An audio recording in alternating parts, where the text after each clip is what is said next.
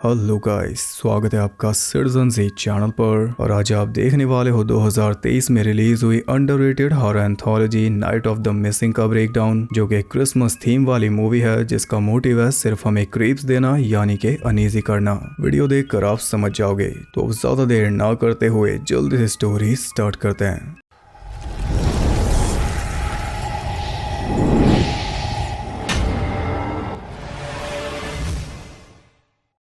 Movie के start में हम एक पुलिस कार को देखते हैं जिसके अंदर खून ही खून फैला हुआ था, क्योंकि अंदर किसी पुलिस वाली ने एक लेडी को चीर फाड़ कर मार डाला। इसके बाद हम आते हैं पुलिस स्टेशन में, जहां पर विंस्टन नाम का आदमी सफाई कर रहा था और अचानक से लाइट चली गई और तभी एक लेडी वहां पर आ जाती है जिसकी हालत काफी खराब थी। उसके हाथों से खून बह रहा था और वो बहुत ज्यादा घबराई हुई बस ये बोल रही थी कि शेरिफ को बुलाओ, इसका नाम है कोडी। विंस्टन ने जल्दी से फोन करके शेरिफ को बुलाया तो शेरिफ हडसन वहां पर आ गई। आते ही उसने विंस्टन को घर भेज दिया। इसके बाद अपने लॉकर से गन निकाली और तब उसके लॉकर में हम देख पाए कुछ बॉडी पार्ट्स। फिर उसने कोडी से जाकर पूछा कि क्या दिक्कत है, तो कोडी ने बताया कि मैं एक मिसिंग पर्सन की रिपोर्ट देने आई हूँ, पर किसकी ये उसने बताया नहीं। पीछे पहले से कई सारे मिसिंग पर्सन्स के पोस्टर्स लगे हुए थे जिनमें से आज तक एक भी नहीं मिला, चाहे बच्चा हो, जवान हो, लड़की हो या फिर लड़का। पर कोडी उन सब के बारे में जानती है कि वो कौन थे और कैसे गायब हुए, और ये उनके गायब होने की कहानियां बताएंगी और वही होंगी हमारी स्टोरीज। तो सबसे पहली स्टोरी है एक छोटे बच्चे जोई गोंजालेस की। हर रात की तरह जोई आइसक्रीम खाना चाह रहा था, लेकिन घर में आइसक्रीम खत्म थी। उसने मॉम से बोला कि मुझे आइसक्रीम चाहिए, तो मॉम ने जवाब दिया कि डिनर से पहले कोई स्वीट नहीं मिलेगी। उसकी मॉम फोन में बिजी थी तो जोई चोरी से कैंडी निकालने लगा, और तभी टीवी अपने आप ऑन हो गया और उसमें एक आइसक्रीम वाले की एड आ रही थी। एक क्रीपी सा क्लाउन अपने ट्रक में से बच्चों को आइसक्रीम दे रहा था और उस क्लाउन का नाम था मिस्टर स्वीटी। जोई ने टीवी बंद कर दिया, लेकिन आइसक्रीम ट्रक की आवाज अब भी आ रही थी उसके घर के बाहर से। जोई ने दरवाजा खोलकर देखा तो मिस्टर स्वीटी का ट्रक उसके घर के बाहर खड़ा था। एक से एक आइसक्रीम ट्रक के अंदर रखी थी, जिन्हें देखकर जोई खुद को रोक नहीं पाया। पैसे थे नहीं, फिर भी वो ट्रक के पास पहुंच गया। ट्रक में अंधेरा था इसलिए क्लाउन दिख ही नहीं रहा था, सिर्फ उसका हाथ बाहर था। जोई ने उससे आइसक्रीम मांगी तो उसने हाथ बाहर करके आइसक्रीम पकड़ा दी। अब आइसक्रीम लेकर जोई घर की तरफ चल दिया, तभी क्लाउन ने इतनी दूर से ही उसके कंधे पर हाथ मारा कि आइसक्रीम के पैसे तो दो। पर पैसे जोई के पास थे नहीं, तो वो बोला कि मैं अपनी माँ से लेकर आता हूँ, लेकिन क्लाउन ने उसे रोक दिया। फिर अपने हाथ को पूरा लंबा खींचकर वो जोई के पास लाया और जैसे ही उसने जोई के दिल पे अपनी उंगली लगाई, जोई वहीं के वहीं जमने लगा। उसका खून आइसक्रीम में से बाहर आ रहा था। यहाँ पर क्लाउन की एक हल्की सी झलक हम देख पाए जो कि टेरिफाइंग थी। फिर जोई को अपने ट्रक में डालकर वो चल दिया और आइसक्रीम वहीं पर पड़ी रह गई। जोई को उसने फ्रीजर में कैद कर दिया था। जोई वहां से निकलने की कोशिश कर रहा था, तभी एकदम से क्लाउन आया और उसे खा गया। कुछ इस तरह जोई गायब हुआ था। ये कहानी शेरिफ के सर के ऊपर से गई तो कोडी आ गई अगले पोस्टर पर, जो था टैमी राइट नाम की 23 साल की लड़की का। बिना रोक टोक की लाइफ जीने के लिए टैमी अपनी माँ से दूर जाकर रहने लगी थी, पर शायद उसकी माँ तब भी उसके साथ थी। वो डेली टैमी के पास फोन करती थी कि वापस आ जा, लेकिन टैमी फोन उठाती नहीं थी। एक रात वो आराम से टीवी देख रही थी और टीवी पर चल रही थी night of the living dead, जो कि उसे कुछ खास पसंद नहीं आई। वो चैनल्स बदलने लगी, तभी अचानक लाइट्स फ्लिकर हुई और टीवी के सिग्नल चले गए। फिर उसने बाकी तरीकों से टाइम पास किया और ऐसे ही आखिर में वो सो गई। और रात में अचानक से उसकी आंख खुली तो सामने उसने खड़ा पाया खुद को एक फोन के साथ। वो खुद को फोन दिखा रही थी थोड़े डरावने तरीके से, लेकिन ये बस एक सपना था। अब जाकर वो असल में जागी और जागते ही टीवी चलने लगा। टीवी पर सारी कॉल्स करने वाली एड्स आ रही थी कि हमें कॉल करो, हम ये बताएंगे वो बताएंगे, वैसी वाली एड्स। उन्हीं में से एक एड थी नाइट फ्लर्ट वाली। टैमी वैसे भी बोर हो रही थी तो उसने वो नाइट फ्लर्ट वाली जॉब ले ली, जिसमें स्ट्रेंजर्स इसके पास फोन करेंगे और ये उनसे प्यार भरी बातें करेगी। जल्दी पहला फोन भी आ गया और स्ट्रेंजर की आवाज दी है बिल मोस्ली ने। दोनों के बीच बात शुरू हुई तो टैमी उसे टीज करने लगी और फिलहाल टीवी पर चल रही है नॉस्फेराटू। सब कुछ सही जा रहा था, पर अचानक वो कॉलर शांत हो गया। टैमी थोड़ी हैरान थी, लेकिन जल्दी वो परेशान भी हो गई जब कॉलर ने बोला कि इतनी पास से टीवी देखना ठीक नहीं। टैमी ने डर के मारे टीवी बंद कर दिया तो कॉलर ने बोला कि तूने जो पाप किए हैं वो मैं जानता हूँ, तू नर्क में जाएगी। बस ये सुनते ही टैमी ने फोन काट दिया। तभी लाइट्स दोबारा फ्लिकर करने लगी और इस बार टैमी को दिखाई दी उसकी माँ, जो कि बैठी हुई रो रही थी। टैमी ने उसे देखा, उसने टैमी को देखा, तभी बीच में फ्लिकरिंग के साथ वो गायब हो गई। टैमी को समझ ही नहीं आ रहा था कि ये क्या हो रहा है। तभी फोन फिर से बजा। टैमी ने एक चाकू हाथ में लेकर फोन को आंसर किया, लेकिन फोन पर थी उसकी माँ। तभी टीवी क्रैक होकर खुल गया और उसके अंदर से जो फ्लेम्स निकली वो टैमी को अपने साथ टीवी के अंदर ले गई। कुछ इस तरह टैमी गायब हुई थी, लेकिन उसकी माँ को ये बात नहीं पता। वो तो आज भी उसका वेट करती है। ये स्टोरी भी शेरिफ की समझ के बाहर थी। अब पुलिस स्टेशन का फोन भी बजने लगा तो शेरिफ ने उसे उठाकर बात की और फोन रख भी दिया। कॉल किसने की थी वो बस शेरिफ जानती थी, लेकिन कोडी ने कॉलर का नाम लेकर शेरिफ को फिर से हैरान कर दिया। अब अगला पोस्टर आता है लाइला कैमरॉन का। इस कहानी में हम देखते हैं एक बूढ़े आदमी को जो कि एक पुरानी सी बिल्डिंग में सफाई कर रहा था। तभी उसे किसी लड़की के चिल्लाने की आवाज आई। पास में ही एक टाउन का मिनिएचर मॉडल रखा हुआ था और आवाज भी उसी के अंदर से आ रही थी। वो आवाज थी लाइला की, जो कि अपनी घायल दोस्त को लेकर टाउन की सड़क पर भाग रही थी। रास्ते में ही उसकी दोस्त ने दम तोड़ दिया। तब एक गैस कैन लेकर वो फ्यूल छिड़कते हुए आगे बढ़ने लगी। आसपास टाउन के लोग भी थे जो कुछ ज्यादा ही अजीब थे। सब के सब काफी बनावटी लग रहे थे, क्योंकि वो सच में बनावटी थे। सब के सब उस मिनिएचर टाउन के मिनिएचर मॉडल्स थे। सबके फेस एकदम चमकीले और फेक थे, क्योंकि सब के सब डॉल्स थे।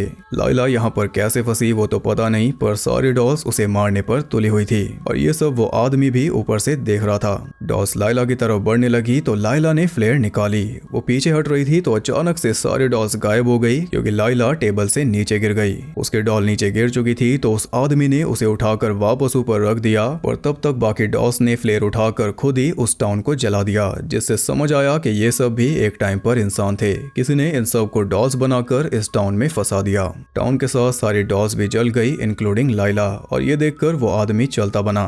ये थी लाइला की कहानी। अगला पोस्टर आता है विल रेनर का। विल के पास सब कुछ था, एक अच्छी लाइफ, एक घर और प्यार करने वाली वाइफ कैरल। कैरल ने अपने ड्रीम हाउस का एक मैप तैयार किया था, जिसे देखकर विल ने उसे प्रॉमिस किया कि चाहे मुझे कुछ भी करना पड़े, मैं तुम्हारा ये सपना पूरा करूंगा। और सपने को पूरा करने के लिए वो ड्रग्स बेचने में लग गया, जिससे कैरल तो बिल्कुल भी खुश नहीं थी। विल कहता है कि ये आखिरी बार है, इसके बाद मैं ये काम छोड़ दूंगा। लेकिन आखिरी काम थोड़ा गलत हो गया। डीलर्स ने इनके घर में घुसकर दोनों को कैद कर लिया। वो डीलर्स थे रॉबर रे। वो विल से अपने पैसे मांग रहे थे, लेकिन पैसे विल के पास थे नहीं, क्योंकि ड्रग्स अब तक बिके नहीं। विल कहता है कि एक हफ्ते का टाइम दो, तुम्हारे पैसे तुम्हें मिल जाएंगे। लेकिन रॉब को इतना वेट नहीं करना था। उसने सीधा कैरल की टांग में गोली मार दी। विल कहता है कि मुझसे बात करो, कैरल को इसमें मत घसीटो। तो रॉब कहता है कि तुझे काम पर फोकस करना चाहिए, ना कि लड़की पर। ये बोलकर उसने सीधा कैरल के सर में गोली मार दी और विल बस देखता रह गया। कैरल के सपनों का घर अब कैरल के खून से सन चुका था। अब ना तो इस काम का कोई मतलब रहा और ना ही उस घर का। विल अपने ही गिल्ट में डूब रहा था। उसे एक प्रॉमिस ने इसकी लाइफ पलट के रख दी। फिलहाल ये अपने घर के अंदर हाउस अरेस्ट में रहता है। कैरल के मरने के बाद पुलिस आई थी तो सारा ड्रग्स उन्हें मिल गया था, इसलिए विल को सजा हुई। इसके पैर में एक डिवाइस बंधा है जो इसके घर से बाहर जाते सिग्नल कर देगा, और इस डिवाइस को मॉनिटर करता है जिम। वो डेली विल के पास फोन करके इसकी खैर खबर लेता है। पर इस रात विल के घर में कुछ अजीब हो रहा है, जैसे कि दरवाजे का अपने आप बंद होना, शावर का अपने आप चल जाना। ये सब देखकर विल हैरान हो रहा था। तभी पीछे मिरर पे किसी ने लिख दिया कि तुमने प्रॉमिस किया था। ये देखकर तो विल रुका ही नहीं। घर से ऑलमोस्ट बाहर लेटकर उसने जिम के पास फोन किया, जो कि पार्टी करने में बिजी था। विल को डर लग रहा था, इसलिए जितना हो सकता था वो घर के बाहर निकल आया। काफी देर बाद जिम ने फोन उठाया तो विल ने उसे बोला कि मुझे घर से बाहर जाना है, मेरे घर में भूत है। बस ये सुनकर जिम को लगा कि विल ड्रग्स ले रहा है, तो अब वो इसके घर आएगा इसका टेस्ट लेने। पर उसके आने से पहले आ गए रॉबर रे। उन्हें पैसे चाहिए थे, जो कि इसके पास अब भी नहीं है, क्योंकि घर से तो ये निकला नहीं, तो पैसे कहां से आएंगे। उन्होंने विल को पीटना शुरू कर दिया। रे उसे रस्सी से बांध रहा था, पर अचानक वो रस्सी उसी के गले में फंस गई, मानो कोई उसका गला घोटते हुए उसे खींच रहा हो। मौका देखकर विल ने एक चाकू रॉब की तरफ फेंका, जिससे वो बच गया। चाकू पीछे जाकर गिर गया। तब रॉब विल को शूट करने वाला था कि तभी वो चाकू पीछे से आकर उसके सर में घुस गया, और कुछ इस तरह वो दोनों मारे गए। अब जिम भी आता ही होगा, इसलिए विल जल्दी से साफ सफाई में लग गया, लेकिन बीच में ही जिम आ गया। तो विल ने दोनों की बॉडीज को स्टोर रूम में बंद कर दिया। जिम अंदर आया और आते ही उसने उठाया वीजी बोर्ड का डब्बा, जिससे सब कुछ क्लियर हो गया। कैरल की आत्मा से बात करने के लिए विल वीजी बोर्ड का यूज कर रहा था, जिस वजह से कैरल की आत्मा इस घर में वापस आ गई और अब वो ही ये सब कर रही है। विल के मुंह पर खून लगा हुआ था पर बात उसने संभाल ली। जिम उसे कहता है कि तेरा हाल खराब हो रहा है द शाइनिंग की तरह, क्योंकि तू इस घर में कैद है। शाइनिंग में था होटल। उसके घर में घूमते हुए जिम स्टोर रूम तक पहुंच गया था। वो तो सही टाइम पर विल ने उसे रोक दिया। अब जाने का टाइम था पर तभी स्टोर रूम का दरवाजा अपने आप खुल गया और दोनों बॉडीज गिर गई जिम के सामने। इससे पहले कि जिम कुछ बोलता, विल ने रॉब की गन से उसे शूट कर दिया। अब जीने के लिए कुछ बचा तो है नहीं, इसलिए वो खुद को भी गोली मार रहा था, लेकिन कैरल की आत्मा ने आकर उसे रोक लिया, क्योंकि विल ने एक प्रॉमिस किया था। वहीं से विल गायब हो गया।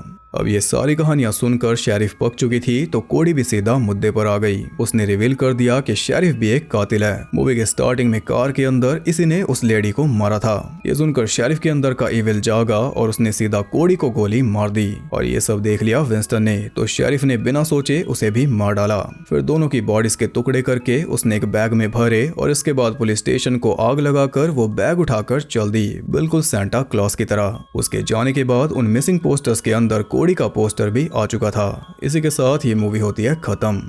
मूवी के अंदर आपने जितनी भी टेल्स देखी वो सारी पहले से बनी हुई शॉर्ट फिल्म्स थी। उन सबको जोड़ने के लिए शेरिफ और कोडी वाली स्टोरी बनाई गई ताकि ये एक पूरी मूवी लगे। हालांकि वो काम उतना सफल तो नहीं हो पाया क्योंकि मूवी कोई खास सेंस नहीं बना पाई, पर जो इस मूवी की क्वालिटी थी वो काफी हाई थी। शॉर्ट फिल्म्स तो सारी की सारी इंप्रेसिव थी। उनके नाम ये रहे। पहली का नाम है वी ऑल स्क्रीम, सेकंड का नाइट फ्लर्ट, थर्ड का मिनिएचर और फोर्थ का यू प्रॉमिस्ड। इन चारों से मिलने वाले मोरल्स कुछ इस प्रकार हैं। फर्स्ट में हमने देखा कि माँ अपने फोन में लगी हुई थी, बच्चा क्या कर रहा है उसे कोई मतलब ही नहीं था। सेकंड में हमने देखा कि अपनी माँ से दूर जाकर एक लड़की टीवी और फोन में अपना एस्केप ढूंढ रही थी, पर आखिर में फोन की वजह से वो टीवी में ही कैद हो गई। थर्ड में हमने देखा कि खिलौने मत बने रहो, अपने दिमाग से भी सोचना शुरू करो तो दुनिया थोड़ी अलग लगेगी। फोर्थ में हमने एक प्रॉमिस की वैल्यू देखी। प्रॉमिस बहुत भारी चीज है, पूरा कर पाओ तभी करो। अब आप बताइए इन चारों टेल्स में से आपको कौन सी सबसे बेस्ट लगी? कमेंट्स जरूर करना। वीडियो पसंद आई तो लाइक कर देना और ऐसी और इंटरेस्टिंग वीडियोस देखने के लिए चैनल को सब्सक्राइब करके बेल नोटिफिकेशन को ऑल पर सेट कर लो ताकि नोटिफिकेशन आपको मेरा प्रॉमिस याद दिलाती रहे। और ज्यादा कनेक्टेड रहने के लिए आप मुझे इंस्टाग्राम पर फॉलो कर सकते हो, वहाँ आपको बहुत कुछ जानने के लिए मिल जाएगा और साथ ही बाकी जगहों पर भी जिनके लिंक्स आपको मिल जाएंगे नीचे। बाकी मैं आपसे मिलूंगा अगली वीडियो में, तब तक के लिए सबको बाय।